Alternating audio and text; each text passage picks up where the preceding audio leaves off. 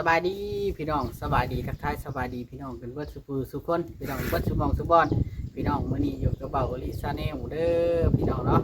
มื้อนี้เข้ามาก็เห็นอันช่างน้องแต่ก็แล้วเพราะได้ยวกใช่ได้พี่น้องเลยเนาะเพราะว่าเฮามานี่ครับก็ยวกหันล่างนี่ก็บ่ได้ยวกใส่นะพี่น้องเนาะติดเติมพี่น้องเนาะน้องก็คือว่าบ่อะไรพี่น้องน้องแต่มาอยู่นี่ก็เป็นลานตุ๊กแก้วก็เป็นแม่เฒ่าของน้องแต่เพราะว่าทั้งนี้ก็บ่มีญาติพี่น้องเลยพี่น้องน้องแต่นี่ก็ได้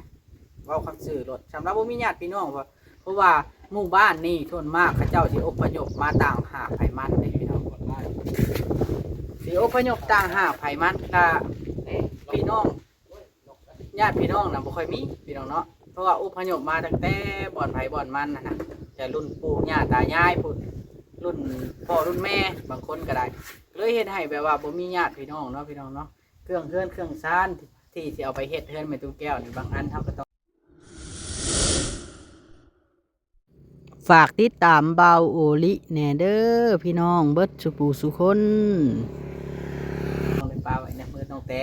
ว่าต่างคนต่างพึ่งพาอาศัยกันพี่น้องเรือนหลังนี้ก็เป็นเรือนของจูลี่ก็แม่กงวารีเพิ่นเฮ็ดอยู่แล้วนะพี่น้องเนาะเบาโอลิเราบ่อยากให้ FC หรือว่าอันท่านใดก็ตามหรือว่ายูทูบเบอร์บ่อยากให้แบ่งแยกว่าตัวนั้นส่วนนั้นเป็นเรือนเป็นตุ๊กแก้วส่วนนี้เป็นเรือนน้องแต่บ่อยากให้ยุ่งกัน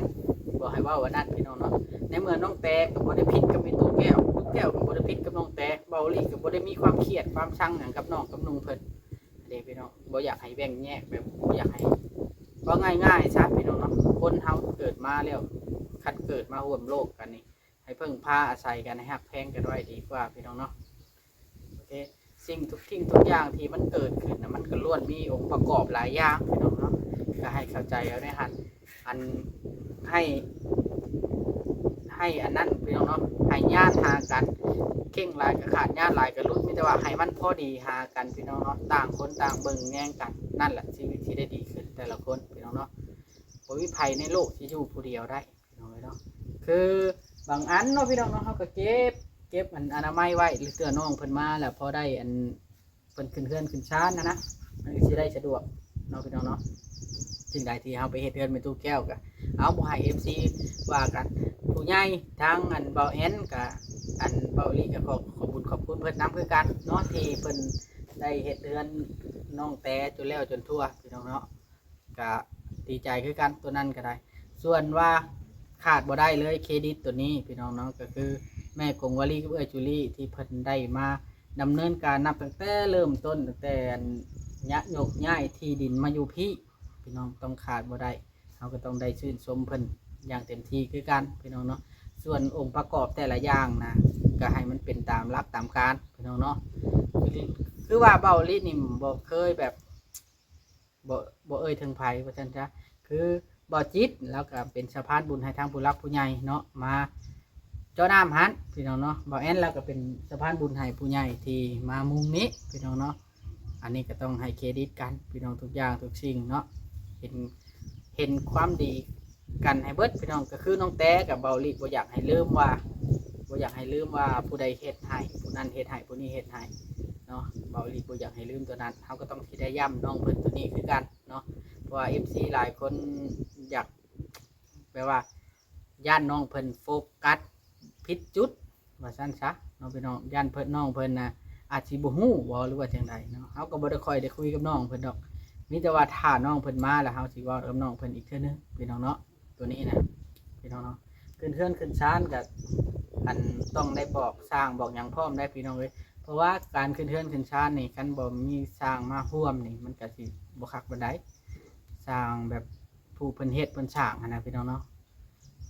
ตามประเพณีบ้านเฮาว่าซั่นซะเนาะมันมีหลายแบบพี่น้องบางคนก็ขึ้นตามกบกินเดือนแล้วก็ขึ้นแต่งขันขึ้นนอนเลยบางคนก็แต่งขันหาแล้วก็ขึ้นนอนเลยบางคนก็จัดงานยิ่งใหญ่เอาตู้เอาล่ำมาเปิดก็มีมันหลายแบบพี่น้องหลายองค์ประกอบว่าซั่นซะหลายองค์ประกอบหลายอย่างหลายแนวเนาะพี่น้องเนาะต้องเข้าใจตัวนี้พี่น้องและ FC หลายทานว่าอันนั้นเนาะมี FC ท่านนึงพี่น้องเพิ่นคอมเมนต์ถึงใจเบาลีได้คอมเมนต์ถึงใจเบาลีที่ลงคลิปไปกี่นี้นะเขาแก้เสาเลยไม่ทำแก้วมาแล้วพี่น้องเนาะ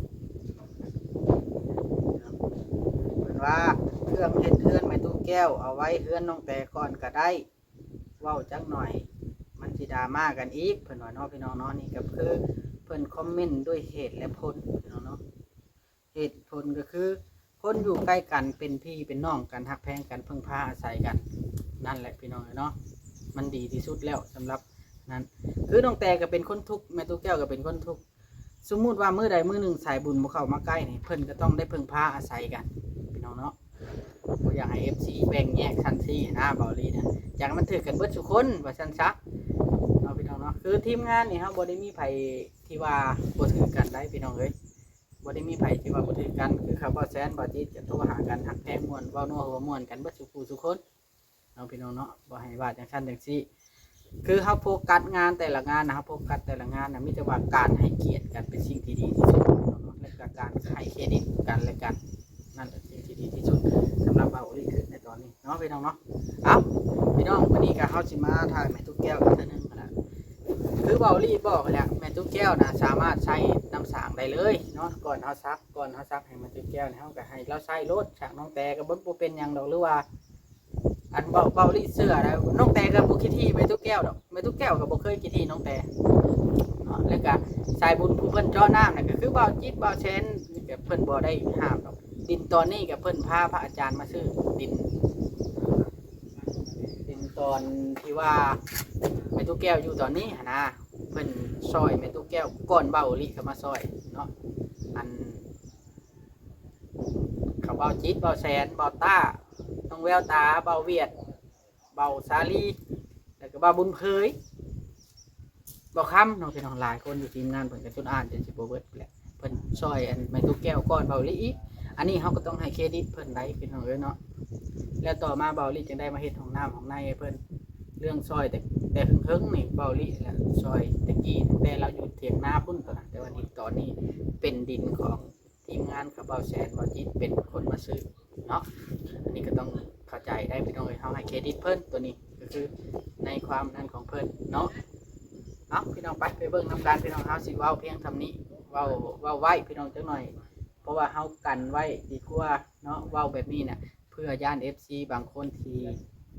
บ่เข้าใจแล้วก็อยากให้แยกเป็นชัดเป็นส่วนนะบางคนบ่อยากให้แบ่งแยกปานนั้นเพราะว่าต่างคนต่างพึ่งพาอาศัยกันนะมันดีที่สุดเนาะโอเคพี่น้องบัดนี้ไปนี่ล่ะพี่น้องเสาเฮือนที่ว่าเบาเอ็นแล้วให้หามันเป็นเสาไม้แก้นพี่น้องถึงมันสิน้อยแต่ว่ามันก็มาตรฐานเสาไม้แก้นให้เรามาสร้างเพิ่นถากดอกเพิ่นสิบากบ่อนใดก็แล้วแต่เพิ่นเนาะนี่ก็ได้นี่ก็ไม้ไว้เฮ็ดเฮือนแม่ตุ๊กแก้วแล้วพี่น้องเอ้ยเนาะนี่เอ้าไอ้กำไผสบายดีมาถึงบันไดน่ะมาวันใดนี่แล้วเอาไม่วันนี้คือเอามาพี่นี่คนสิบห้ามบ่มาเลงนี่บ่เพราะว่าเฮาสิเริ่มเฮ็ดแล้วเด้โอ้สิเริ่มเฮ็ดบ้านปลาแก้วต่อบ่บัดนี้ฮะเฮาสิเริ่มเฮ็ดแล้วเพราะว่าเฮาว่าง่ายซะเฮาเคลียร์พื้นที่เพื่ออันน้องนุ่งเพิ่นมาขึ้นเฮือนขึ้นศาลสู่ชื่อผู้เฒ่าผู้แก่เพิ่นทางเพิ่นย่างหั่นเด้โดยเฮาก็เคลียร์มันเรียบร้อยก่อนหั่นนะคือว่าแล้วเฮาเพื่อนใกล้กันต่างคนต่างพึ่งพากันอาศัยกันอยู่แล้วเนาะแม่นเพราะว่าบ้านใกล้กันมันต้องพึ่งพาอาศัยกันบ่ว่าสิยามยามสบายเนาะแม่นมื้อใดสิลงมือนี่เบาดิสั่งบ้านปลาแก้วนี่เบาลิว่ามื้ออื่นสิให้สร้างเพิ่นมาขุดขุมเทอันนั่นไว้สั่งทีมเก่าบ่ทีมเก่าสั่งกันผู้ว่าสิมาดิบุญบ้านก่อยสบายดีสั่งเวียงเมื่อแล้วตัวก่อยอยู่ด้วยเจ้าน่ะมื้อนี้เสาสั่งเวียงตัดมานะมีแต่เสาไม้แก่นเสาไม้ขยุงเอามาเก็บต่อบ่เนี่ยแม่นเพราะว่าสิเฮ็ดบันได3ขั้นเด้ไอ้กับไผ1,000 ปีพุ่นแล้วเนาะเสานี่เนาะจังดอกนะเสาเอาแบบหลอนบ่มีคนมอกอันนี้เด้มีตัวหนึ่งลำหนึ่งมันบ่พอเลยมี2อันเนาะแม่นทำเดียวกันโตอันนี้บ่ที่ว่าแกเสากำลังถีบลงนะตอนที่ก่อยโทรมาหาเฮียบอสไปนะมันหึงมันนอนอยู่ดินหึงมันก็เป็นอันนี้แหละแม่นไม้นอนดินไม้โมเมนต์แซนน้ำจำบ่จักแซนเลยแข็งบ่มันไม้แบบนี้มันทนน้ำทนฝนอยู่แล้วเพิ่นว่าน่ะไม้แช่น้ำเหมือนยามันก็ได้มันบ่ขวางห้วยว่านะคันโค้งห้วยได้เป็นยังไงขวางห้วยนะมันตัดมันขวางแล้วเวลาตัดแล้วมันสิหนีบปุ๊บจักโอ้มันสิทับกันโอ้มันถล่ำผลว่านอนมันสิทับเด้ล่างแล้วได้นี่ไอ้กำไพเอ้ยล่างแล้วบ่แม่นสมมุติตั้งปัดเต้ยโอ้โธ่สูงเนาะบอกว่าเฮาขุดก่อนเด้ เอาลงบ่ได้เด้อก็ได้ที่ได้บ่จัก50 บ่ดอก 30 แล้วเขากับบักนี่บักแล้วสิใช้ว่าสิใช้กลางคู่เลย โอ้ตีขนาดต่อเสาขึ้นบัดนี้ แม่นตัวเขาสิชกถึงใช้เลยเนาะ มื้ออื่นบ่ลงมือนะ มื้ออื่นมาอีกบ่มาเบิ่งอีกบ่ มา มาซอยแล้ว มื้อใดซ้ำบ้านห้างเดี๋ยวนี้นะมามื้อนี้พ่อ2-3 คนมาเมื่อก่อนรถอยู่ผู้เดียวเสียวสลังว่ายันห่วยเดียวหน้าเดียวหลังบ่เห็นไป ไอ้นี่บ้านนี้บ่ได้ยากปั๊มไว้กับไผ ย่อผู้เดียวเฮ็ดผู้เดียวก็ได้ แม่น หนึ่งมามันเสาบ่ยาวเนาะสองมาได้ก็ เพื่อนนี่บ่ได้เฮ็ดน้อยได้กับไผเอ้ย5 คูณ 6 ป้าโธ่บ้านน้องแต่ยังมีแต่4 คูณ 6 4คูณ6ก็ยังใหญ่แหละ ใหญ่อันนี้5 คูณ 6มันสิบ่ใหญ่กว่าบ้านน้องแต่บ่ โบราณแล้ว10 บาทได้อยู่ถึง คักกะลีซาบัดนี้นะ คักแล้วบ้าน คักกะลีบัดนี้ฮะ เอาสมมุติว่าเนาะสมมุติว่าบ้านน้องแต่สมมุติว่าน้องแต่ได้ไผผ้าแล้วก็เอาใดเอาหยังมาลงพอดีเฮาเอาน้ำน้องแต่มาเจาะน้ำเลยง่าย ใส่ไฟผ้าน้องแต่พร้อมเนาะ ขอใส่เพิ่นเนาะ ๆแม่นแล้ว คนบ้านใกล้กัน คนเฮือนใกล้ บ้านใกล้กันเฮาต้องอาศัยกัน เขาบ่คิดที่ดอกพวกนี้เนาะป้าแก้วสบายดีสบายดี สบายดีป้าแก้ว เด้อ ไปดี เป็นจังได๋ไปหาเฮ็ดมื้อน่ะได้อยู่บ่ ได้เห็นเลย เฮ็ดบดเฮ็ดขาวออก ช่างเวียงเฮ็ดหยัง ฝนตก เมื่ เบิ่ อง วานนี้ ชื่อนี่แน่เบิ่งแน่ ช่างเวียงเริ่มสำรวจ ยังกิน บีปลอมแล้วบ่ ตู้เย็นเนี่ย เพราะว่าเอ้าแมงขนุนได้นี่ เฮ็ดขาวบ่แม่ปะหรือว่าเฮ็ด ขายบดปุ่นกัน บดปนกัน เดี๋ยวมื้อหน้าได้แป้นมานี่เฮ็ดเตียงอีกเด้อ เมื่อคืนนี้เพิ่นอาสาเอาไว้ว่า ฮะ หน้าลงเนาะ โยนเตียงน้องแต่ตัวนี้เฮาก็ปาไว้ให้น้องเพิ่นตัวเฮาก็เฮ็ดเตียงอีกตัวหนึงใหญ่ๆเติบเนาะแต่ว่าเฮาก็สินั่งนี่พร้อมหั้นแหล้วยามหลายคนทั้งนั่งบ่พอเด้ตัวใดที่ว่าเฮาปาไว้เฮาก็ปาไว้นี่ก่อนพี่น้องเนาะ ใส่คือเก่าเลย แม่นเฮาบ่อยากแบ่งแยกกระดอกกระเดี่ยนะพี่น้องแต่ว่าตัวใดที่มันเกะกะย่านเพิ่นมาขึ้นเรือนกันชานเพิ่นย่างเพิ่นหยังผู้เฒ่าผู้แก่เพิ่นมาย่างย่านเพิ่นล้มเนาะเฮาเก็บเอาเนาะช่างเพียง แหมออก ทำความสะอาดว่าซั่นจ้ะ ได้มันเป็น เคลียร์พื้นที่ ของงามจังเอาออกที่เหลือที่นี่จะแนวงาม แบบนี้เฮาก็ฝาก ๆเอาออกบ่ได้อยู่แล้วปูนทำเฮาเอาออกแล้วมันมีบนทันมีบนไว้มันเปียกทำเพิ่นว่าเฮาก็ขอเพิ่นไว้นำเพิ่นว่าแนวนั้นแนวนี้กันนะเจ้าของเรือนนำ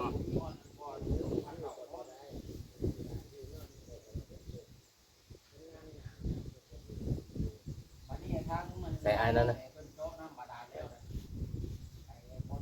อืมอันนั้นไปไส อืม ญาติอู้กันก็เบาแอน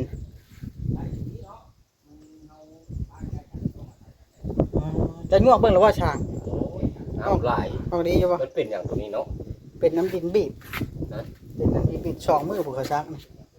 มันเป็นน้ำดินหรือว่าเพิ่นบ่ได้ตั้งขันหาคอน้ำเขาบ่จักทีมงานเฮาออกทีมงานต่างเฮาหาก็ใช้งานเทื่อเดียวเท่านี้ทีมงานนี้ หลับเลยบ่าว ลาบเลย เขาบ้านย้อนแหวงในเจ้าจงบริชัยครับ ใช่หมดเลย ถ้าเขามาบอก มีทีมงานหนึงอีกเฮาบาดสิเอาเมื่อเจาะน้ำเฮาเองดิ เอียดวะ หรือเมื่อเจาะไปก่อนบ่วะ เขาเจ้านะ จะไปพาก่อนเนาะ ไปได้จังมันบริญญาถูกเจ้าน้ำตอนใดก็ได้ ไปเบิ่งอันนั้นนะไปเบิ่งฉาก ไปยอก ช่างเวียงมาเลยช่างเวียงยอกดูแล้วบาดนี่ สบายครับล้างป่าต้มเนาะ แม่นแล้ว ได้อยู่เนาะ ช่างเวียงอะโอ้กล้วยพี่น้องเนาะ ถ้านั่นนี่มาแล้วนี่เห็ดหัวนี่น้องแต่ปลูกพักออกอย่างเนาะ วันตั้งแต่มาอยู่กับปลูกพักป้าแก้วน่ะสิให้เรามั่งกระตูบมันนั้นออกบัดแล้วนะพี่น้อง ตรงนี้นี่ เออโอ้คักสีมือเบาจิตเด้นี่พาทีมสร้างมาเจาะนี่เบาจิตชาแนวพี่น้องเนาะ ใจแล้วเนาะเอาได้ใช่แล้วนี่เนาะ เราก็ได้ใช้น้ อันนี้ซื้อน้ำน้ำเพิ่นมาแล้วประหยัดน้ำไว้ให้ปลาแก้ว ำพ่อการสร้างไว้นี่เรื่องท่อนาได้เขากันเอ็ดโบแม่นเนาะเป็นท่อนเนาะว่าท่อนานี่ตัวนี้นี่ท่อตัวนี้นี่แท้เรากระชากแต่คือเด็กคักนี่ก็เฮือนไปตู้อันใช่พี่น้องเลยเนาะ แต่กี้เฮ็ดบ่ได้แพงได้เฮือนนี่เพียงแต่กี้ทางกระชีแต่กี้มันก็ดีเนาะบ่ได้แพงได้เอาเฮ็ดเฮือนนี่เบิดเฮือนนี่เบิดแต่1,000 เหรียญ ก่อนเนาะ ไม่ก็เช่นละ30นึงเฮ้ย นี่เสามันก็เพิ่นแล้วเนาะ เสาก็มีแต่เสาใหญ่ๆครับ ป้องง่ายๆนะเดี๋ยวนี้เนี่ยมัน มึงเนี่ย เสาไม้ได้ FC ว่าย่านมันดอกมันหยังพี่น้องเนาะ6 ปีเนี่ยกำลัง6 ปี6 ปีนี้ยังบ่ได้กระเตื้อง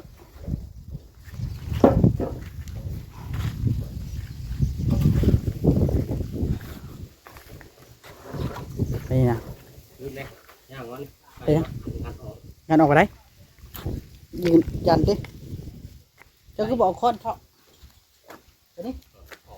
เอ อุ้ยเจ็บ เก็บกล่องไว้ นี่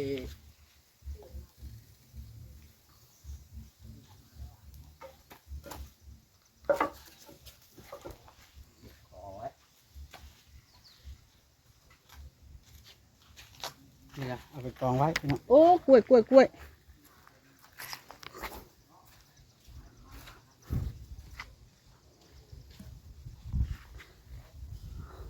เฮ็ดเหมือนตู้แก้วนี่สิเฮ็ด5 x 6นะเดี๋ยวเฮาสิมาแต้มมันนั่นก่อนไอ้เวียงเอ้ย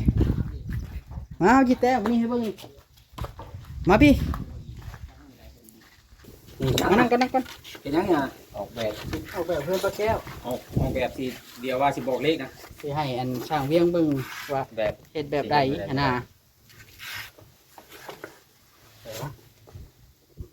เนี่ยเว้าลิเที่ยวไปจนได้มิก เทียบไปเอามิกอยู่ใช่น่ะ มิกอยู่ธนาคาร เทียบไปเทียบมาเอามิกกับเจ้ามาเลย แบบว่าลักเอาเลย ลากเอาเลยโอ้ เอามิกอันเดียวยังบ่ได้เนาะสิบ่ได้บ่ของแนวเฮาฝากเงินเป็น50,000พุ่นว่านี่ เอาเลยเงิน50,000น่ะ เอาไว้นี่ชูตัวนี้ ออกแบบ อันนี้นะอยู่นี่นะสิเป็นห้องน้ำมันบ่นี่ห้องน้ำนี่เนาะ ห้องน้ำนี่ดิเห็นแล้วแหละห้องน้ำ ห้องน้ำอันนี้สิเป็นขวด ออก ข แบ ว บ ดอันนี้ละเขาสิรัดเอานี่อัน ออก อันนี้นะอันนี้นะครับเป็นห้องนอนห้องนอนแล้วก็สิเอาประตูออกมานี้แล้วมีกันไดอยู่นี่และอันตัวนี้เนี่ยมาจากห้องน้ำเดี๋ยวเป็นเรือนครัวหมดเลยออกมานี่แล้วก็จะมีประตูออกก่อนหนึ่งตัวนี้ มาทางช่างทางเรือนเก่าแล้วนี่เนาะ ออกมานี่ออกมานี่นะจัง บริษัทอันบริษัทคันใดเนาะมันต่ำแห้งเลยดิเรือนครัวมันติดดินเลยเนาะ เพื่อนควรมาติดดินแล้วเขาลงมาแต่นี่ว่าเขาจิตั้งประมาณครึ่งบล็อกเนี่ยนะ อ้าว ออกแบบมันสิสร้างบ้านนี่นี่ อันนี้ เลย นะ ออกแบบเข้าๆไว้เบิ่ง ทางนี้มัน6 เมตรเห็นป่ะนี่ ทางห้องน้ำไปแล้ว ทางนี้บล็อกนี่นี่นะ6เขาแทบเห็นป่ะทางพี่มา5เห็นป่ะ5นี่เขาต้องนับมา1 2 3 1 2 3 4นี่มันต้องนับมาทางพี่ละ4 เมตรทางนี้เนี่ยมันต้องเหลือ1 เมตรนี่ทางระเบียงนี่เนาะ1 เมตรแล้วเขาเอาประตูเข้าอยู่นี้ประตูคู่เขาที่อยู่เขาเอาตัวน้อยนะตัวคู่จะว่าประตูน้อย ประตู เขาเอาที่ไข่เข้าทางไหนเอาก็ได้เนาะ เดี๋ยวมันก็ไข่เข้าตรงไหน ไข่ แล้ เข้าว ทาง มัน ไหน ต้อง เพราะว่านี่ เม็ดเดียวทางนอกได้เนาะมันต้องไข่เข้าไหนทางกว้าง ละเฮามุ้งแบบนี้มันจะมาเฮามุ้ง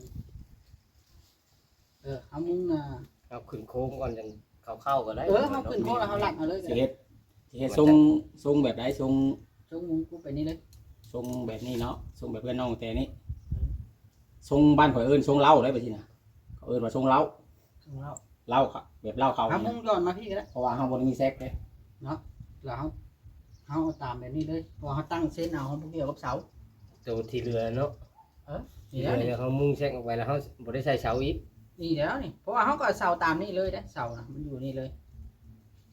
เสาอันนี้เอามาใช้บ้านน้องแต่บ่นี่อันเสาหนายาวนี่ นี่มาขายเพราะไง มาขายให้บ่เห็นบ่หรือว่า เรียง เสาตัวไหนนี่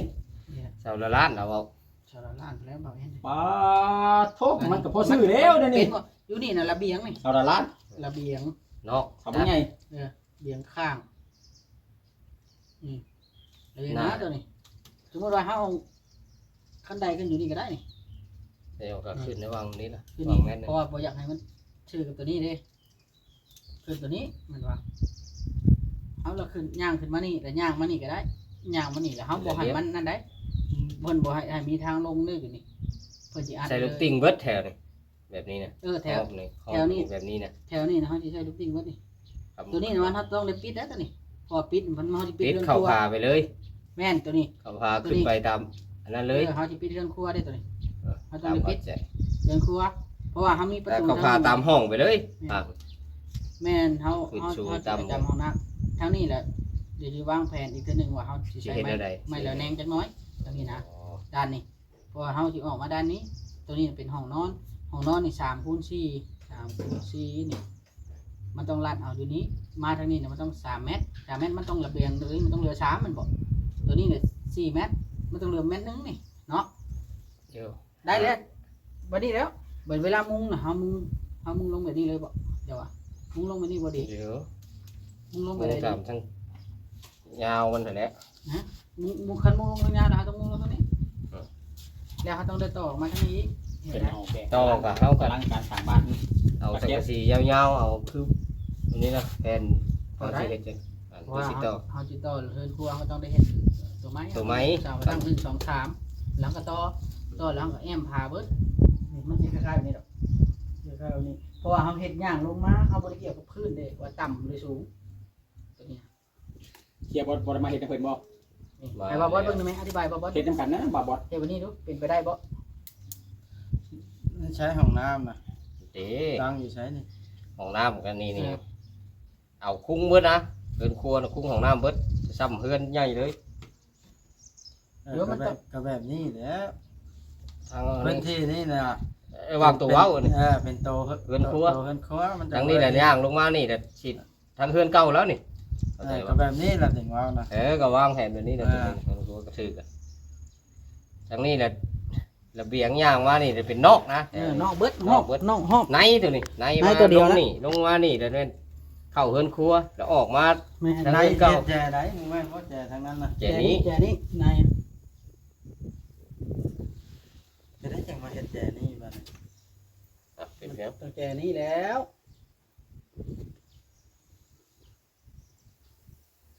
กันในชีวิตนั่นนอกไปทางพุ่นเนาะการเฮ็ดนอกมาทางนี้จังเฮ็ดในทางนั้นวันนี้มันเฮือนวันนี้เนาะมีนอกแล้วมันต้องบ่มีในได้เนาะข้างหนึงอะนะ อันนี้ก็ห้องบ่นี่ บ่มีห้องบ่มีห้อง ประตูอันนี้จะเป็นระเบียงเม็ดหนึงนี่มานี่ดิห้องละ3คูณ4ห้องไปนี่ นะขึ้นมานี่ ข้างนี้มัน5เมตรหนึง แล้วออกมาพี่บ่ประตูบ่อยู่นี่ บ่แม่นประตูใดตันขึ้นมาเป็นขั้นห้องละตันขึ้นเลยนี่ นี่ จอแต่ประตูนี่ มันเป็นห้องนึงเลยตัวนี้ฮะห้องครัวนี่ครัว โล่งมานี่ เพราะว่า กั้นอันนี้ ออกจากห้องมาปุ๊บย่างว่าลงคันไดแล้วมันมีบานประตูอีกอันนึงแล้วลงคันไดเลยตัวนี้ลงคันไดมานี่แล้วเป็นเรือนครัว ใครประตูเข้าได้แล้วแม่นทางนี้ก็เข้าบ่นอนได้แล้วทางเรือนครัวนี่เข้าใจบ่ ซอดเห็ดครัวอะไรมีประตูไทยตู้มาต่อน้ำ เอ เล อย ได้ก็มีบ่ว่าประตู บ่ใส่เพราะว่ามันเป็นเฮาอัดเลย ทางนี้มันเป็นนอกเบิดเลยนี่ เบิดเลย บ่ใช่แล้วมันนอกมัน บัด ขังอัน ย่ นี้ อของกิน บ่ได้ย่อนี่มันสูงบ่ย่อมาขึ้นพี่ ย่อมาเข้าทางในพี่ เข้าได้ ทางในซอดของนี่มัน มันสิมี ก็บ่ถึกแล้ว แต่ร่างขั้นนี้อยู่คำเจ้าจะออกทางนี้เฮาก็ออกแบบไม่ได้บัดมัน มันอันกันว่าตันแล้วสมมุติเฮาเฮ็ดกินแล้วเฮาย่อมานั่ง นี่มันก็ย่างออกพี่ดิ ย่างมาห้องน้ำเฮา ย่างออกมาทางนี้ก็เลี้ยวทางนี้ก็ได้ มันก็เป็นหลังบ้าน บัดสิหลังไม่ใช่น่ะเฮาเฮ็ดนอกเว้ยทางนี้แล้วหลังบ้าน เห็ดบอลเห็ดบอลระเบียงนี่เห็ด เออ เห็ดบอล แล้ ระ ว เบียง เพิ่นอยากได้แบบนี้เด้เนี่ยว่าเพิ่นอยากได้แบ เพิ่ บ นอ นี้ อกแบบมามัน การเพิ่นว่าโปรเจกต์ตันทางนี้เขาก็ต้องได้ใช้บานประตูอีกตัวนึงอยู่นี่มันต้อง เอากับบ่ใช้ตัวนี้ เพราะว่าคันสมมุติว่าสิย่อของกินผ่านในนี่มันสิเป็นไปบ่ได้เนาะตรงกับไผสมมุติเฮ็ดกินแล้วอ่ะนะคันสมมุติเฮาเฮ็ดนอกทางนี้แล้วว่า ปิดอยู่เพิ่นไผพี่แล้ว นี่ สองคนหนึง แผนเด้ออันนี้นะท่านสมมุติว่าอันลงมานี้แล้วที่เอาให้ประตูข้างเข้าอยู่วันนี้มันต้องได้ย่ออ้อมมาพี่ให้กันไดต้องถึงทางนี้ มันต้องในอ้อมไปทางกันหัวบ้านนี่นะ เพราะว่าคอนเซปต์เพิ่นบ่ได้นั่นเด้คอนเซปต์เพิ่นบ่ได้ใช้อันประตูอยู่นี้แล้วแบบมันต้องแบบนี้คันเฮ็ดอันนั้นเนาะจังเวียง ออกมานี่แล้วเลี้ยวมาทางนี้ มาแล้วเฮ็ดคันใดอยู่นี้ขึ้นมานี่แล้วเข้านี่ ว่าเฮ็ดนอกทางนี้สมมุติคันเฮ็ดห้องอยู่นี้ เฮ็ดห้องอยู่นี้ปกติแล้วข้างของชนกับห้องน้ำนี่ ข คันเฮ็ดห้องทางนี้ แต่ มัน ลงทางนี้บ่ ระเบียงมันทางนั้น มันจังสิเป็นนอกกับเฮือนครัวเนี่ยมันสิสมมุตินอกนี่เข้านี้สมมุติจะเข้าห้องน้ำมันเข้าที่หน้าห้องน้ำ แต่ ได้ ได้มันสิเป็นหยังล่ะ มันจังสิบ่เว้นหลังบ้านเวลาเฮ็ดกิน แล้ แล้ว ว เบิ่งถ้าถามเพิ่นอีกเนาะ มันต้อง ออกแบบ ขึ้นโค้งขึ้นหยังก่อนมันจึงคอยออกแบบ เพราะ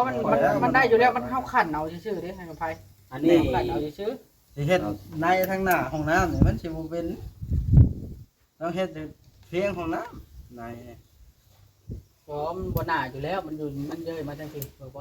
นั่นแหละจะว่า มันออกจากนั้นเนาะโอ้มันอยู่พี่ กลัวไปได้อยู่แล้วน้ำดอกเพิ่นกลัว ผิดใช่ไหมมันบ่ได้ผิด มันบ่ได้ติดเดี๋ยวนี้